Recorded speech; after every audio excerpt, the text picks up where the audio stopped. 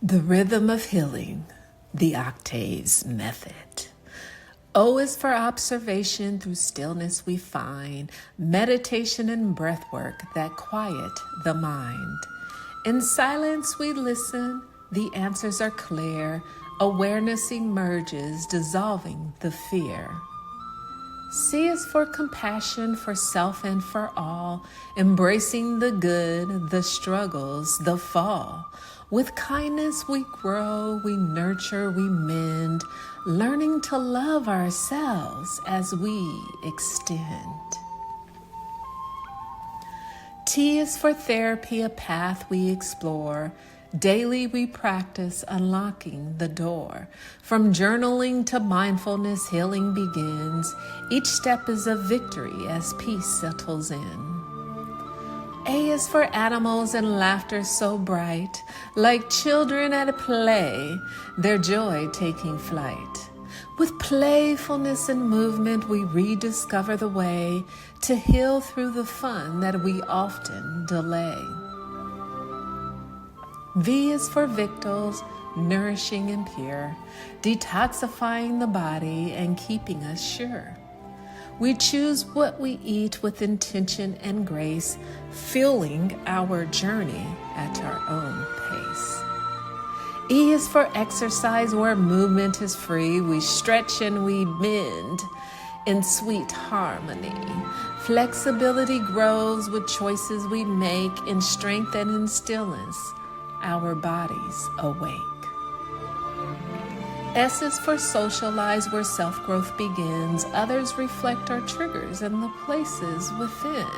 Through relationships, our true selves we find, growing and healing with each tie that binds.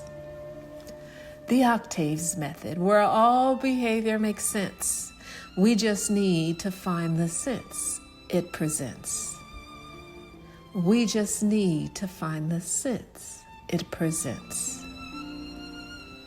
We just need to find the sense it presents.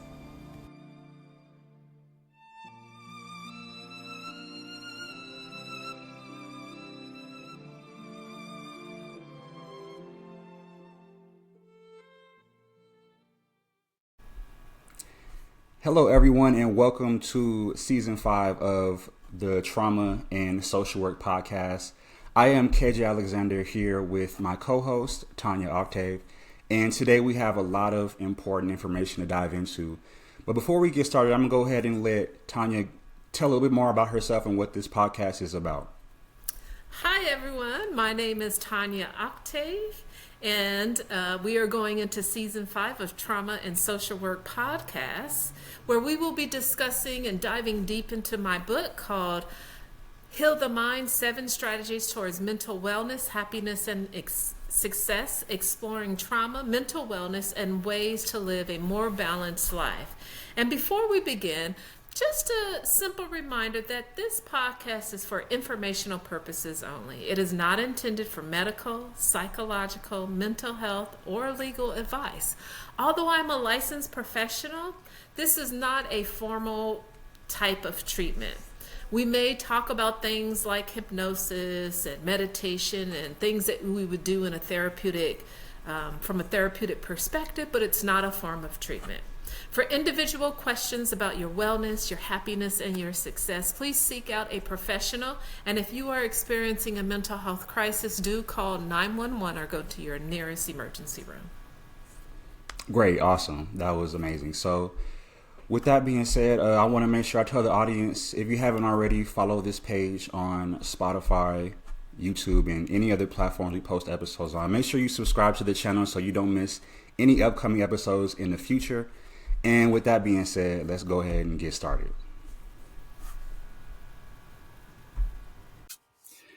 Hello, everybody, and welcome back to the podcast. This is the Trauma and Social Work Podcast, episode 14.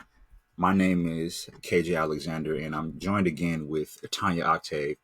And today we are continuing our discussion in the Heal Thy Mind series. And for today's episode, we're going to be continuing discussing the ego, which is something that people may or may not have a lot of understanding over. So I wanted to go ahead and read this section from this chapter of the book regarding the ego. And it goes like this.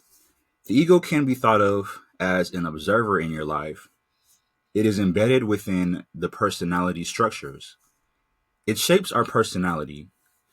The desires of the id, which is basic animalistic desires, and the superego, which is Wonder Woman and Superman complex, need balance. So the ego is to provide this balance. And I think you did a great job of kind of breaking down those three structures and how they work together. But I wonder if you can kind of do a deep dive and kind of explain in further detail how all three, the ego, the id, and the superego, go hand in hand. And how is it the job of the ego to provide balance for all three? Okay. I think that's a great place to start because there's a lot of confusion. And just to give some history, in my studies of ancient civilizations, there is the ego that shows up in writings. It's not necessarily called the ego back then, but that it was still present in ancient civilizations. And we often give credit to, because I'm more psychodynamically theoretically oriented, to Sigmund Freud, who wrote a lot about the components of the mind, and that being the id, ego, and superego.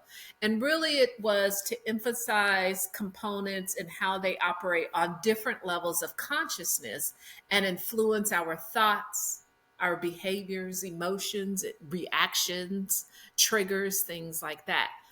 So when you think of the id, think of a newborn baby and all of the things that potentially could go in the mind of the newborn baby as coming into the world in physical form. So there are these, the id is the kind of like the foundational instinctual part of the psyche. It operates entirely in the unconscious, and Freud kind of talked a little bit about it being the pleasure principle, which is seeking gratifications of needs, desires, and impulses. And some people may kind of, hear of it in terms of like aggressive needs, instinctual needs, or instinctual derives. And so when a baby is born, one of the first things at birth is they try to work on attachment. So skin on skin contact is very important. And then as a little bit of time goes by, they want to introduce food into the digestive system, right? And so what we know Hmm. of, or at least can make a real intellectual assumption, is that there's a feeling that arises in the body, and that feeling could be associated with a hunger pain. And so a baby then will be giving something, a liquid, breast milk or formula, to help soothe that hunger pain. And so the baby knows when something comes in, it could soothe this other sensation that we identify or verbalize to be a hunger pain. The baby also knows when something comes in, it might agitate that and may make things worse. And that may be associated if mom is breastfeeding and the child is having some sort of allergic reaction to the breast milk or even with formula. So is that food a pleasurable sensation when the infant experiences that as it enters the body, or does it bring discomfort, right? And so the id is really kind of those basic things: our basic hunger, our basic thirst, our basic sexual desires.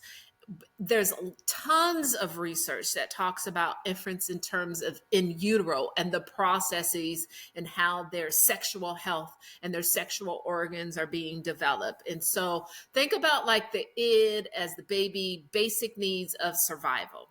And then you have the super ego. And the super ego kind of really starts manifesting itself a lot more during, like, I would say, middle school and high school. It's really these internalized moral standards and ideas that we do get from our parents, we get from our community and our culture and society and our environment in general about how we're supposed to show up. And it functions as this critical and judgmental voice. It really is striving for perfection and achieving or trying to assimilate into societal norms. And so the super ego is known to maybe have like two areas. There is the conscious, which represents the should I not do this, the negative prohibitions of baby, maybe I shouldn't drink as at this party of other teens when everybody else is drinking. Or the ego idea, which represents the shoulds and the idea of aspirations and goals. And, maybe I should drink because everybody else is drinking, right? And maybe there's a little bit of me feeling like invincible, like that happens to other people. That doesn't happen to me. And so there is also the development of feelings of guilt and shame about doing something perceived as wrong, which reflects back to the super ego. And so you have like the instinctual drives, basic hunger, thirst, sexual drives here. And the super ego is like kind of the I'm learning to become all great based on the societal norms. Well, there needs to be a mediator in that. We can't just live off of basic and thrive, and we just can't think that we're invincible in the world as well. And the mediator is the ego. And it really is that rational, conscious mediator between the two, the ego and the superego. And it operates really as what is defined as the reality principle, seeking and satisfying the id desires. Like, I know I need to eat because I feel these hunger pains, and bringing something into the body will make those pains not feel as intense in a more socially acceptable and realistic manner. I kind of see it as it balances the impulse demands of the id and this strict moral, maybe constraints that the superego brings so that we can function effectively in the world. Um, and so it takes on that mediator. And some people will say, well, is that my ego? And I always say, well, it probably is. The ego is there as a mediator, and the ego is there to keep things in balance. And even when I say balance, this isn't about the ego, doesn't say, is this healthy for you? Is this unhealthy for you? Is this good for you? Is this bad for you? The ego says, I have to keep this balance operating the way that it's used to operating. So, if you grew up in a household where there was domestic violence, the ego knows how to keep you in balance in that environment and will do things according to that in future relationships. So, when you get into another relationship, and maybe your partner becomes a little aggressive, the ego may say you need to maybe submit some, or maybe you need to argue back, really depending on the preconditioning experiences of the individual. But it is a mediator. And the part that I find so fascinating about the ego is it's useful. It keeps us in balance. The question is, do we need to have an ego? I Hmm. would argue you need it until you don't need it anymore. And when you don't need it, that means that you've negotiated a relationship with your ego where it doesn't need to show up and protect you from anything because you already got it. And when the ego, and to back up a little bit, when the ego shows up, it shows up in ways of defense mechanisms, projection, intellectualization, rationalization. I'm trying to think of some of the more common ones that people know, but if there's an attack on this system, this magnificent system that we have, this machine that we have, the ego shows up to keep it in balance, and it does that by doing it through defense mechanisms. So if someone comes to me and says, ah, You wrote a book, but your book is not based on a long history of intellectual, philosophical discussions. My ego was like, oh, that hurt. And so a defense mechanism that may show up is humor. I may say, oh, well, that's interesting. You said that it may make a joke, or sarcasm might come out, right? Mm, But when we no longer need the ego doesn't have to protect itself. That's when it starts to disappear. But we often live this life with all three, the id, the ego, and the superego. mm. That was a very, very thorough breakdown. Kind of want to piggyback off something you said in that statement. So you mentioned how the ego is always looking to keep a balance. And I wonder if you can kind of detail what it may look like in real life, or how does it manifest in someone's life if their ego is unbalanced?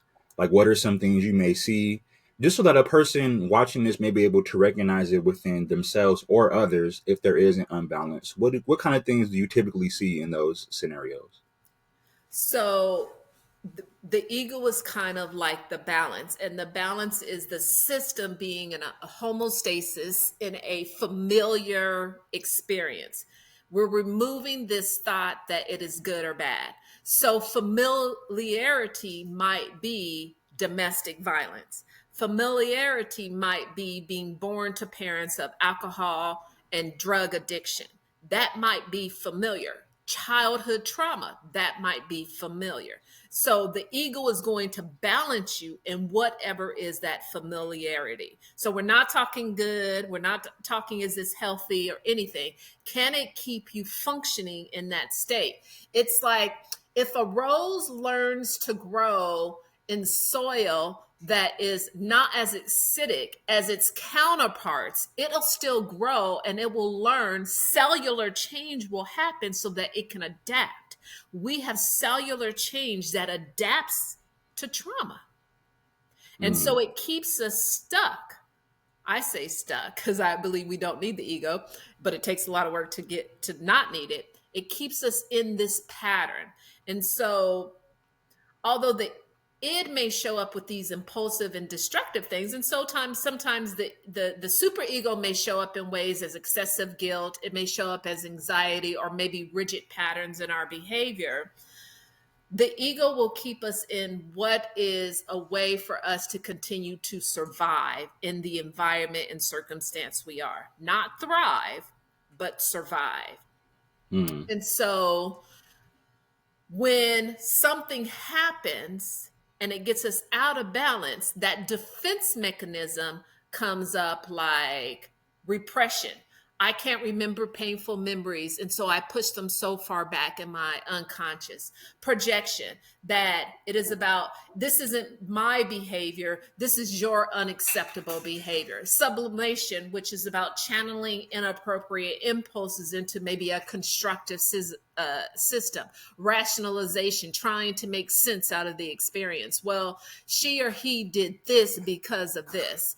And so the defense mechanism that is used based on the individual will bring that person back to that homeostasis, that balanced state that the ego says, this is familiar. I know how to survive in an environment that is filled with crime. And I'll give you an example. During my time working in the foster care system, this was one of the critiques that I had. Among many, mm. this was just one of them. Okay. And what I noticed is that they had Black kids, Black girls, and Black boys who grew up in what was considered to be poverty, crime-infested gang areas. And they said, oh, well, let's remove them because this is dangerous, and put them in this nice home where there's two parents, maybe a mom and a mom, or a mom and a dad, and there's other siblings, and the house is pretty because they have couches and electricity and food, and the parents work, and they appear very loving and caring adults. What they didn't realize was this environment is unfamiliar. The ego doesn't know how to defend. So you're going to start getting all of these defenses. You're going to get self-blame. You might get it shows up a lot in terms of anger.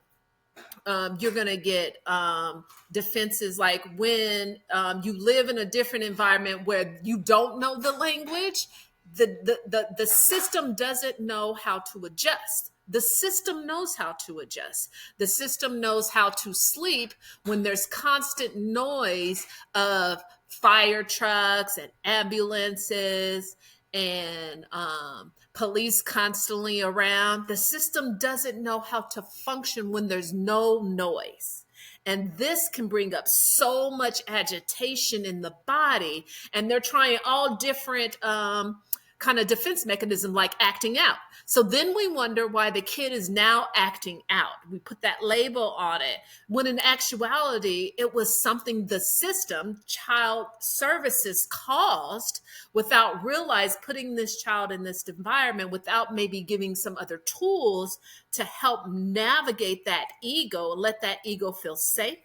Give that ego enough time to build trust so that they could settle into that environment. It could actually be destructive to the system, the id, the ego, and the superego. And those are longer term effects that could be applied. And I hope that I'm explaining it in terms of, because sometimes we come with the mindset like, this is healthy, this household is healthy, the child should survive. I don't know why the child is acting like this. The child is safe. That is a misrepresentation of the adults making that decision. The child does not feel safe. This is unfamiliar, and you've taken the child out of a homeostasis space. What they're trying to do is use all these defenses to try to adjust, to try to compromise, to try to assimilate. And that's when you see the acting out and all these other kind of behaviors that are described in like court reports and things like that, and other labels that are then added to children, like oppositional defiant disorder or antisocial personality disorder, which is silly to give to a kid, but I've seen it. Yeah, definitely. So it sounds like there's a lot of issues that can arise from having an unbalance between the ego, superego, and the id, especially in children who are going through a very crucial development stage during those times. Um, so I definitely think it goes hand in hand, ego health and self care. So I thought it was fitting that you continue to discuss self care in this chapter. And I wanted to, if I could, read another section from this book regarding self care. Okay. So, self care has many aspects, including supporting your physical, personal, and intellectual needs, improving your social expression and communication, and investing in yourself financially and in your work life. It also means doing more profound reflection, forgiving others, and showing kindness. It is essential to take care of your physical needs, including getting enough sleep and exercise, decreasing environmental toxins and pesticides, and making sure you have quality drinking water and are eating organic foods. And you go on to show what experts consider to be recommended amounts of sleep per day for different age groups. Mm-hmm. And I thought that was important to note because we get told oftentimes as adults that, everyone should get 8 hours of sleep. You hear that all the time, 8 hours of sleep. And I think it does go by by case basis. But, I also heard stories of people who, work in finance and who are, high income individuals who only sleep maybe 4 or 5 hours a night because they're just wired like that to the point to where they may go to sleep at 1 a.m. and wake back up at 5 a.m. and they've been doing that for years. And they still appear to be somewhat functional, maybe have some unknown health issues or whatever the case may be. But I say all that to ask, I wonder if you can kind of speak to the role self-care plays in being a healthy individual and how not getting enough sleep can be detrimental and how much you detail how much enough sleep is for the age groups. But is it a distinct number or can it be kind of fluid? So I love how your ego is operating right now because you're really trying to say, I want to stay in balance here. And is she going to tell me some stuff that I don't want to hear? Because If I've been sleeping 5 hours in my adult life and I'm in my 40s and 5 hours have been doing me well, then that's all I need. I get that a lot from adults. I only need 5 hours. I only need 3 hours. I Yeah. need 10 to 15 hours of sleep a night in order to function. So I get that from a lot of people. And I'm like, oh, the ego is at least interested in the material. So then what comes next?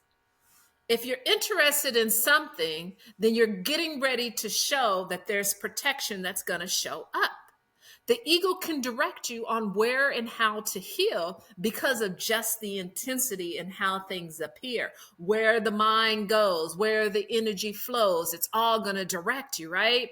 And so if you've convinced yourself, even if I gave you tons of information that says that adults need to sleep between 7 to 9, it's 9 hours of sleep, and it's based on research that has occurred in other countries, not just the US, that even international studies that support that.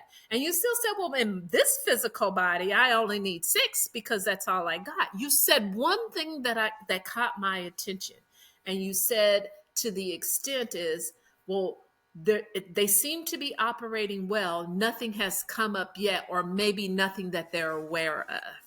And I'm like, Yeah. yes, because if you want to hold on to a concept, the ego wants to keep you in balance with those 6 hours. When I suggest you need more, that defense mechanism is going to come out. And there's intellectualization. You're going to tell me and prove to me as to why you can operate with 6 hours, even if I suggest not 7 to 9 hours. And so I have to creatively, this is where psychotherapy is helpful. I have to creatively, with my ego and your ego, go back to doing that dance and saying, okay, well, how is 7 or 6 hours working for you? Well, fine. Do you have enough energy throughout the day? Yes, I have enough energy. How's your health? My health is perfectly okay. I went and got my labs and everything is okay. Do you feel good? Yeah, I feel great. Are you achieving all the goals you want in life? Yes, I'm achieving all the goals you want in life. And so, how is it about your relationship with yourself? Well, it's fine. How are you dealing with loneliness? I'm not alone. You never spend time alone with yourself? No, that's boring. Huh. I wonder why. I wonder why it is some maybe resistance, maybe a defense, maybe what is the rationale about spending time alone by yourself that maybe adds some discomfort? Do you have balance? Do you spend time alone and with others? Is there a balance, or is one more or less than the other? Right? And when you start to bring yourself in balance, you start to have life experienced in a different way. And what we know about disease is that disease starts early in the body before symptoms are developing. Your body screams at you. It screams at you through changes in your skin, the biggest organ in the body. So that might be a mole. If you get a mole, maybe you're just like, it's a mole, it's about aging, it's just something that occurs. And I'm like, well, maybe the mole is a sign of maybe something going on hormonally. Maybe it's a sign of the digestive system talking to you. And Hmm. if that's the case, maybe we need to figure that out. And maybe one way is easing the ego and the defenses so that I can get you to settle into the idea that you need 7 to 9 hours of sleep instead of just 6. And so my question would be, if someone were working with me, is what if you tried it? What if you tried to get 9 hours of sleep? What would happen? Since you don't need it, what if you tried it? And then Yeah. usually the person struggles because they can't. Because their body has been operating in this, what has the ego has kept them in this balanced state. But Hmm. remember, this balanced state may not be healthy. And if we have other evidence that could support good levels of sleep in terms of quality. I mean, people study this in terms of quality, REM, deep sleep, all of these other manifestations that happen during our deep sleep, allowing our subconscious to venting out dreams, depending on even what theoretical frame you're looking at. It all talks about how important sleep is and getting enough. And if I can convince you to try it, you're probably not going to be successful. It's probably going to be difficult because we've been here. Then we Hmm. get to do the work. Once I've got you to accept a little bit of the idea that you can change, you want to change, there's a desire of a consideration of change, then we can start doing the work because your defenses are going to lessen. Your ego is going to be a little bit like, can I trust this person? Is this okay? And then once you get to 9 hours of sleep, then let's have a discussion because you know what life is like at 6, and now you know what life is like at 9. And when I talk about sleep, so I'm a person who's functioned all my life from 4 to 6 hours. And my ego would have told anyone that's all I need. I'm an early riser. I have a lot of cortisol in the morning. I can sustain it throughout the day, no problem. And then I'm trying to get 10 hours. That really is the goal for me, 10. This last year, I've gotten up to 7. And I have seen some amazing benefits just with that. But I'm very structured. I go to bed. I fast for a particular, before 3 hours before I go to sleep.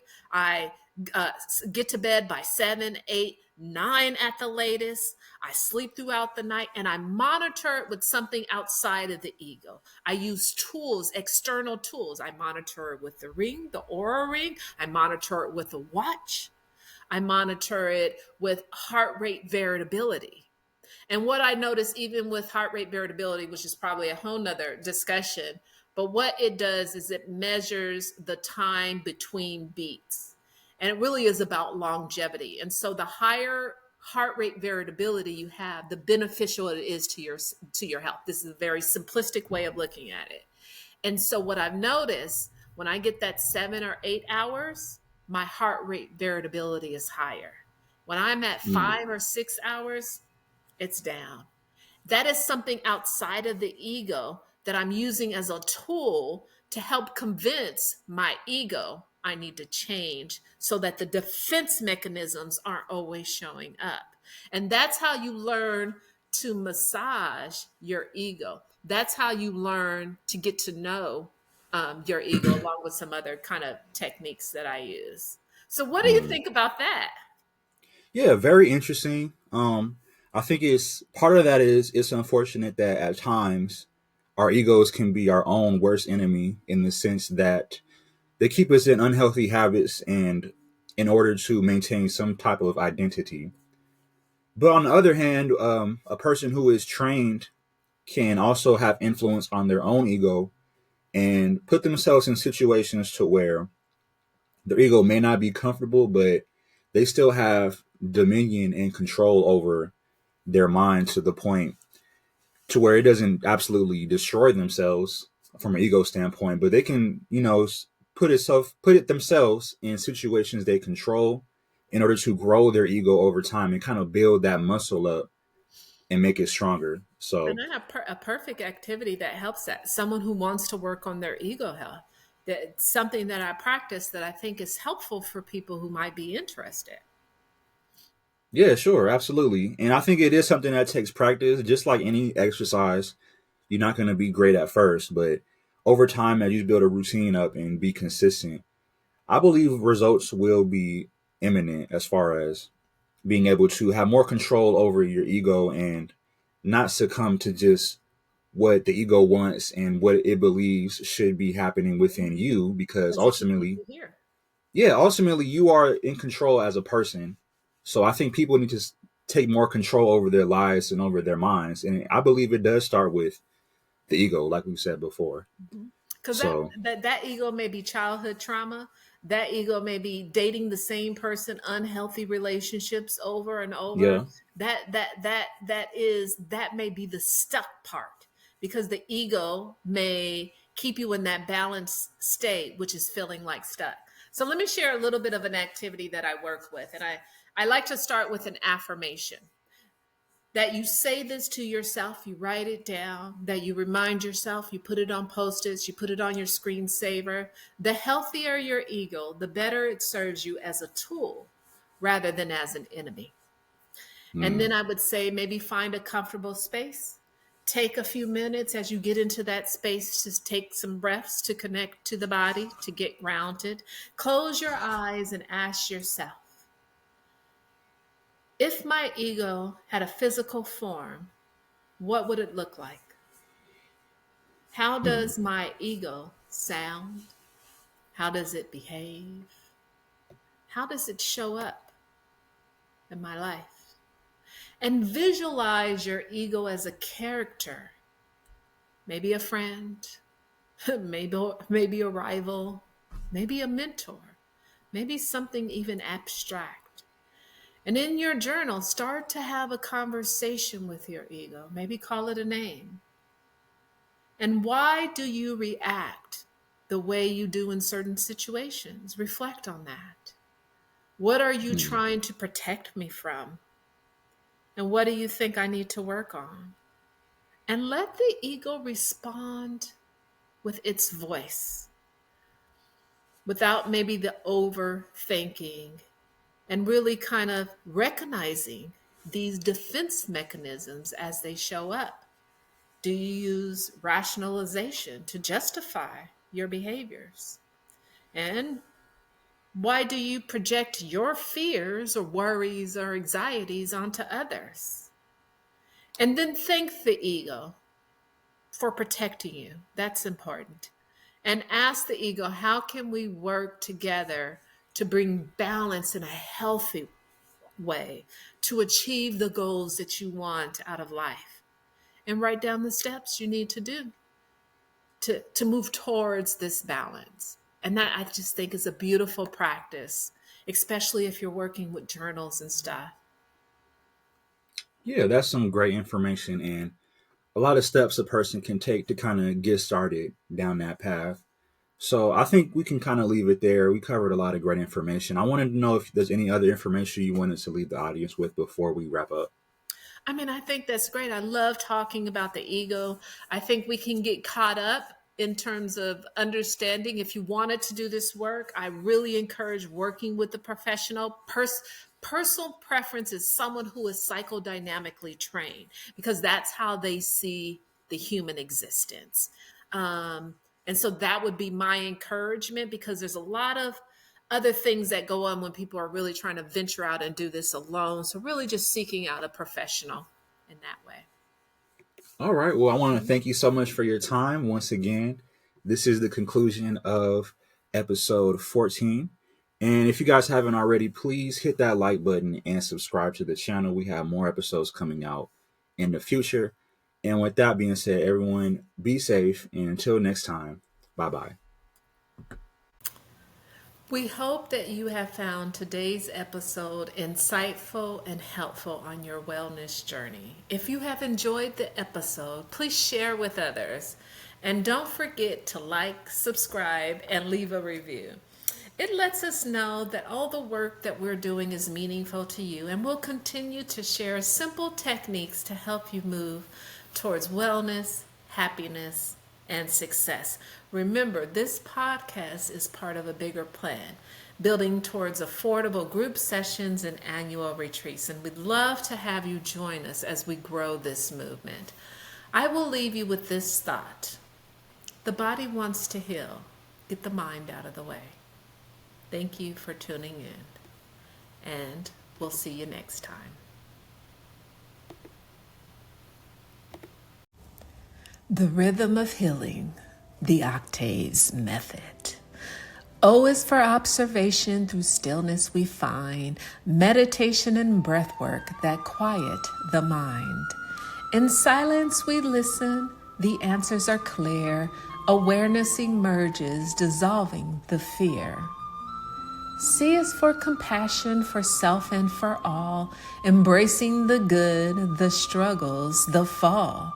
With kindness we grow, we nurture, we mend, learning to love ourselves as we extend. T is for therapy, a path we explore. Daily we practice unlocking the door. From journaling to mindfulness, healing begins. Each step is a victory as peace settles in. A is for animals and laughter so bright, like children at play, their joy taking flight.